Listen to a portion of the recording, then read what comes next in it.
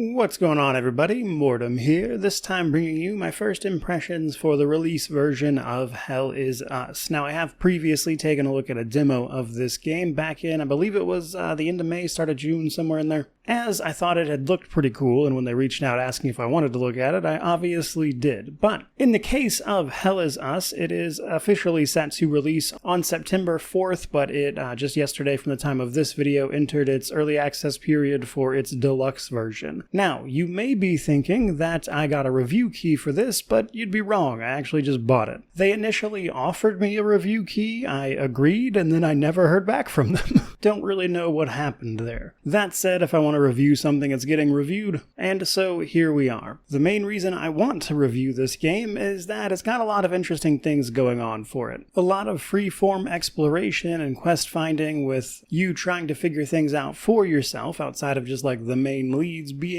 the bread and butter of it. Ultimately, however, this is a third-person action adventure, I would say, for the most part. There were some initial rumblings it might be a Souls-like, and both from where I played the demo and now with the full version, there is no way this is a Souls-like. In addition to just having a variety of difficulties on offer, you can actually customize that further by just straight up adjusting how much damage the enemy does, that kind of thing. While there are some basic action combat systems, a stamina bar, blocks, parries, dodges, all that kind of thing. It's, again, more of an action title than anything else. But a lot of what makes that interesting is what it is set in the backdrop of. This game takes place in the fictional country of Hadia. Hadia has been quarantined off from the rest of the world due to its ongoing troubles. A combination of strange creatures roaming the land, causing no end of trouble, but also the backdrop of a religious civil war. I assume they took some notes from the real-world split with Martin Luther and the Catholic Church, as the gist of this civil war seems to be that one of their members had an idea for a bunch of reforms, this leading to the two religious factions that have now erupted into full-blown war. And on top of that, all these strange anomalous happenings are going on at the same time, and our character, it turns out, was smuggled out of the country as a young boy, but is now trying to find his way back in to track down what exactly happened to his parents who sent him off in the first place. So a lot going on there, but your main goal is basically to track down your parents, with the sort of details of that being up to you, because the other big thing about Hell Is Us is that it tries to be very free-form in how it addresses a lot of things, in the sense that, you kind of have that major goal there, but the rest of it doesn't really tell you about. There are what you could call side quests in the form of what it calls good deeds, but nothing is going to tell you to go do those, but rather you can stumble across information and then choose to act on it or not. To this end, the game has a lot of puzzles and mysteries, but also a lack of what might be seen as convenience features. While it might not seem initially that there's a map, by the way, you can actually find maps that you can then pull up manually. Either way, though, in the service of all of that, as you move through the game's sort of various hubs that contain all of this stuff, there's going to be quite a bit of combat along the way. Early on, as you're investigating some ruin that has to do with the strange religion these people have been up to for a long time, you're going to be attacked by what is called a Hollow Walker. The Hollow Walkers are often tied to what they are calling hazes. Hazes being like an essence that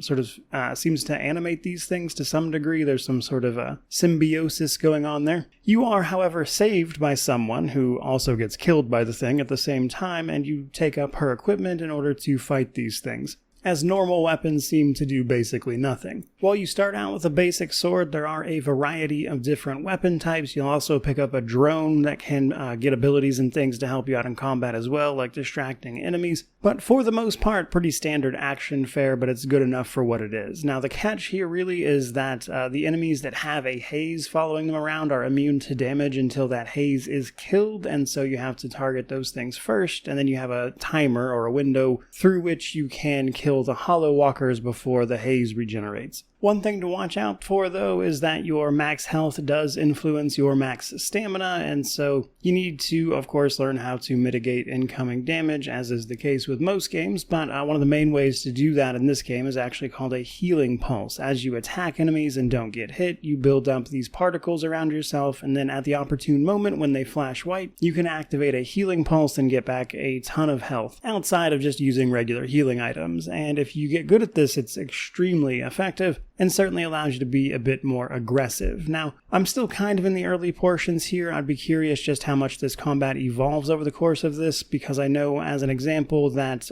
your weapons can level up as you use them, and then as I believe their grade increases, you can start equipping glyphs, which are effectively like special moves to use. And so, at the very least, it seems good enough for what it is. With that in mind, however, a couple things to note. One, movement is really fast. It takes some kind of getting used to. It feels a little bit awkward and juxtaposed against just how good the environments look, as an example. And with that in mind, I would say that it kind of feels like the environment, the story, the choices, the things you can get up to in terms of like choosing to help these people or not, and then of course chasing down leads in a way that is a bit more free form than other games is really going to be the main appeal. Combat is fine, but it's not really the showpiece here, especially if you've played a lot of action games, as an example. So as I move to review this, I'm going to keep an eye on those things. I'm curious to see just how involved and how much it evolves over the course of the game in terms of combat, but also just how interesting and stuff the exploration manages to be, because what tends to happen with games that try to take this more free-form approach is that mostly they just kind of hide the UI of it. There's still quests and everything, obviously. That stuff is still taken down in your journal, as an example. They've just kind of offloaded the UI you would normally use to access it, and so you just have to track down those things for yourself via a notebook. Not that that's inherently bad. Sometimes that's still pretty fun, mind you, but